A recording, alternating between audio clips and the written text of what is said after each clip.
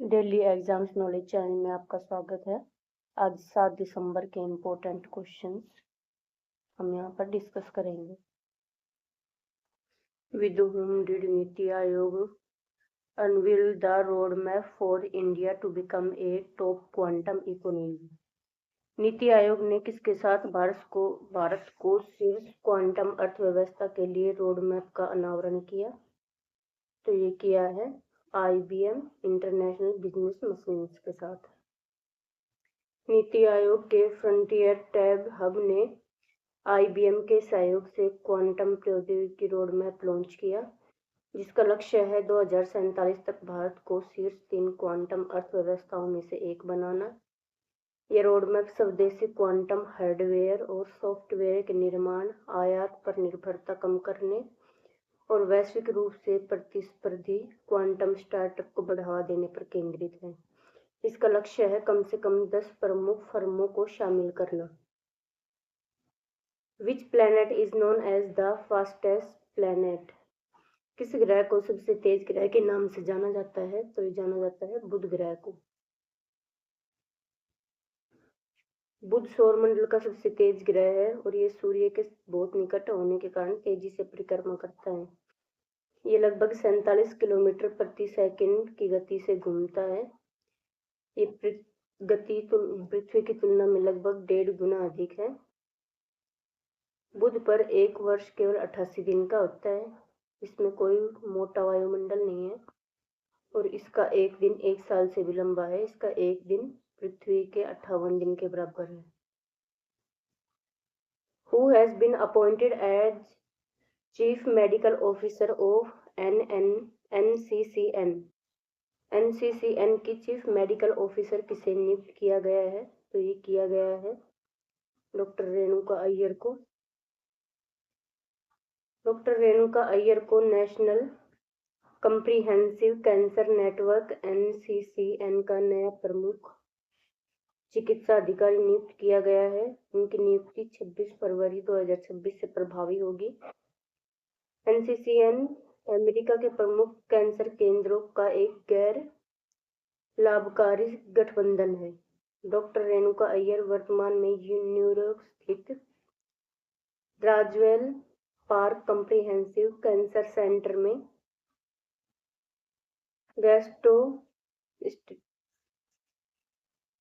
Gastrointestinal oncology की extension chief और oncology की प्रोफेसर है। Recently which join India Malaysia military exercise begin in Rajasthan? हाल ही में भारत मलेशिया का कौन सा संयुक्त युद्ध अभ्यास राजस्थान में शुरू हुआ? तो ये हुआ है रिमो शक्ति। इस अभ्यास का नाम है रिमो शक्ति। ये 5वां संस्करण है और ये 5 से 18 दिसंबर तक होगा। ये राजस्थान के महाजन फील्ड फायरिंग रेंज में होगा। भारत की डोगरा रेजिमेंट और मलेशिया की रॉयल मलेशियन आर्मी की 25वीं बटालियन होगी। इसमें मुख्य फोकस आतंकवादी रोधी अभियानों, हेलीबॉर्न ऑपरेशन और UN अध्याय 7 के तहत प्रशिक्षण। Who gave in principle approval to Fino Payments Bank to convert into NSFB? किसने फिनो पेमेंट बैंक को SFB में बदलने के लिए सैद्धांतिक मंजूरी दी है? तो ये दी है भारतीय रिजर्व बैंक ने। फिनो पेमेंट्स बैंक और इसको मंजूरी दी है RBI की इन प्रिंसिपल मंजूरी मिली इसको। ये 5 दिसंबर को और इसका संचालन प्रारंभ 2017 से। इसमें कम से कम न्यूनतम 5 वर्ष संचालन और भारतीय स्वामित्व होगा। ये ऑन टैप लाइसेंसिंग निजी क्षेत्र में और 25% शाखाएं ग्रामीण और अनबैंक्ड क्षेत्रों में होंगी। ये होना अनिवार्य है। Who has been appointed as the next director of Mossad? Mossad के अगले निदेशक के रूप में किसे नियुक्त किया गया है? तो ये नियुक्त किया गया है रोमन गोफमैन को। मोसाद ये इजराइल की खुफिया एजेंसी है और रोमन गोफमैन जून 2026 में मोसाद के प्रमुख बनेंगे। वर्तमान में वे प्रधानमंत्री नेतन्याहू के सैन्य सचिव हैं। उनका जन्म 1976 बेलारूस में हुआ और आईडीएफ में भर्ती हो 1995 में हुए। 7 अक्टूबर 2023 को हमास हमले और अब मौजूदा निदेशक हैं डेविड बार्नेओ, ये उनकी जगह लेंगे। Who launched the new Gemini 3 deep think feature?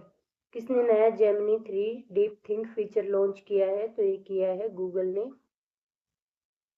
Google ने अपना AI अल्ट्रा सब्सक्राइबर के लिए जेमिनी 3 डीप थिंक मोड शुरू कर दिया है। Deep think mode Gemini 3 AI model का एक विशेष फीचर है। इसका उद्देश्य है मल्टी स्टेप समस्याओं को कई संभावित संभावनाओं के समानांतर विश्लेषण के माध्यम से हल करना, जिसे गूगल ने एडवांस पैरेलल रीजनिंग कहा है। हम इसका उपयोग कैसे कर सकते हैं? पहले जेमिनी ऐप खोलें, अपना प्रॉम्प्ट टाइप करें और फिर प्रॉम्प्ट बार में डीप थिंक ऑप्शन को चुनें। मॉडल सेलेक्टर में जेमिनी 3 प्रो को सक्रिय करना है। Where did Amit Shah inaugurate the earth summit 2025? Amit Shah ने कहां पर अर्थ समिट 2025 का उद्घाटन किया है? तो ये किया है गांधीनगर में। दूसरा संस्करण है अर्थ समिट का और ये 5 दिसंबर को गांधीनगर गुजरात में, वहाँ ये नाबार्ड एवं सहकारिता मंत्रालय का सहकारी साथी प्रमुख पहल और ये 13 से ज़्यादा डिजिटल सेवाएं लॉन्च की गई।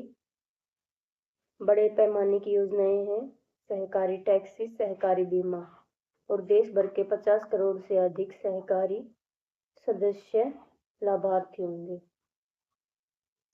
How many indigenous technologies did DRDO hand over to the armed forces? DRDO ने कितनी स्वदेशी टेक्नोलॉजी सशस्त्र बलों को सौंपी हैं? तो ये सौंपी हैं 7। DRDO ने 2 दिसंबर 2025 को 7 स्वदेशी तकनीकों को भारत सशस्त्र बलों को सौंप दिया है। तकनीकें टेक्नोलॉजी डेवलपमेंट फंड योजना के तहत विकसित की गई थी। TDF रक्षा मंत्रालय द्वारा शुरू की गई और DRDO द्वारा लागू की जाने वाली एक योजना है। इसका उद्देश्य है रक्षा प्रौद्योगिकियों के स्वदेशी विकास को बढ़ावा देना। ये 7 महत्वपूर्ण स्वदेशी तकनीक हैं।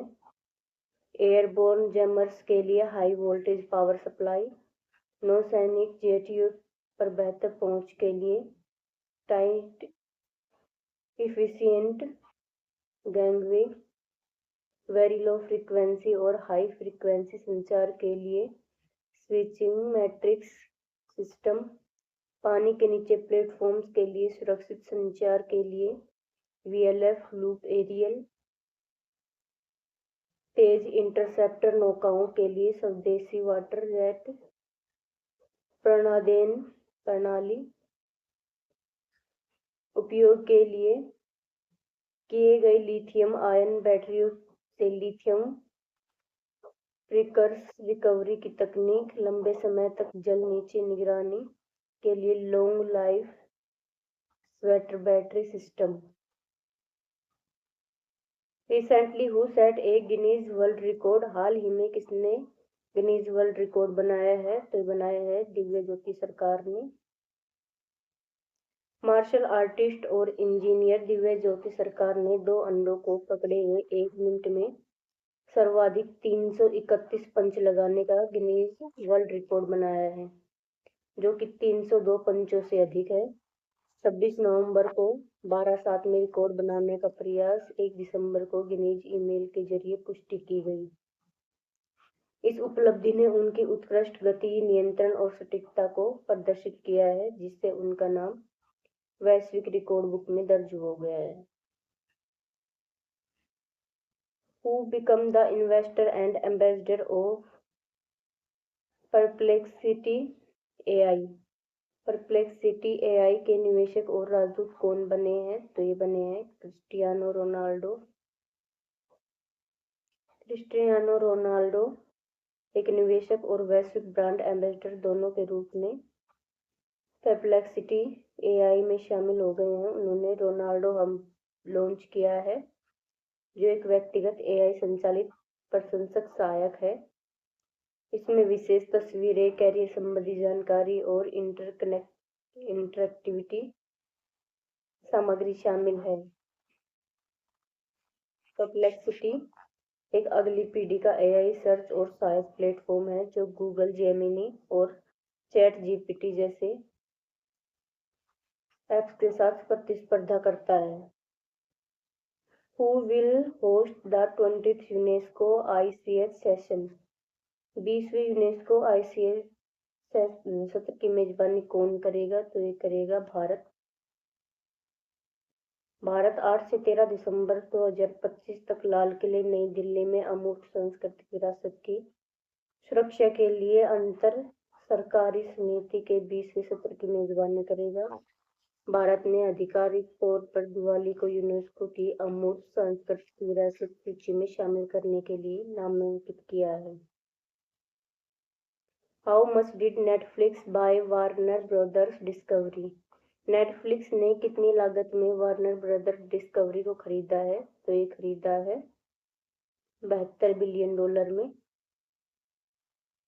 नेटफ्लिक्स ने वार्नर ब्रदर डिस्कवरी के टीवी फिल्म स्टूडियो, जिसमें Harry Potter, game of thrones और डीसी कॉमिक्स जैसे प्रतिष्ठित आईपी शामिल हैं, उसको $72 बिलियन में अधिग्रहण करने की घोषणा की है।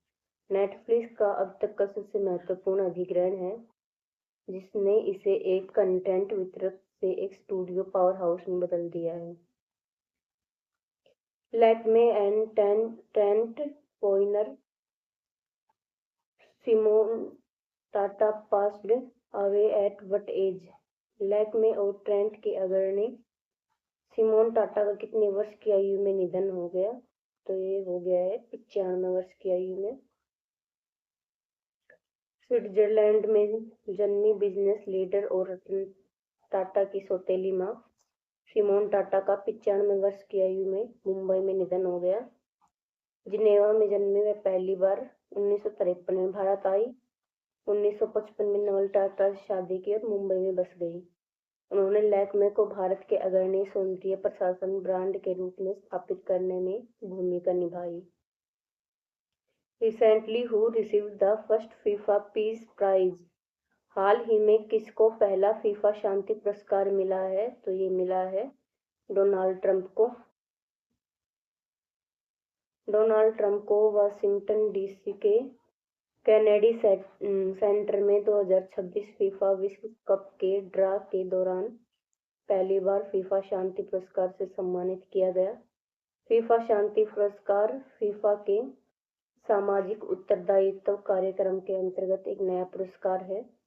इस पुरस्कार में एक ट्रॉफी, पदक और प्रमाण पत्र शामिल हैं। Recently, where did new discovery reveal 11,000-year-old Neolithic life? हाल ही में कहाँ पर नई खोजों से 11,000 साल पुराने नवपाषाण जीवन का पता चला है? तो ये चला है तुर्की में। तुर्की की दक्षिण पूर्वी पहाड़ियों पर हाल ही में हुई पुरातत्वविद खोजों में 11,000 साल पुराने नवपाषाण जीवन का पता चला है। ये खोजें 2020 में शुरू की गई स्टोन हिल्स परियोजना का हिस्सा है, जो दुनिया की नवपाषाण राजधानी माने जाने वाले साइलुरफा प्रांत के 12 स्थलों को कवर करती है। इस क्षेत्र में गोबेकली टेपे भी शामिल है, जो एक यूनेस्को विश्व धरोहर स्थल है।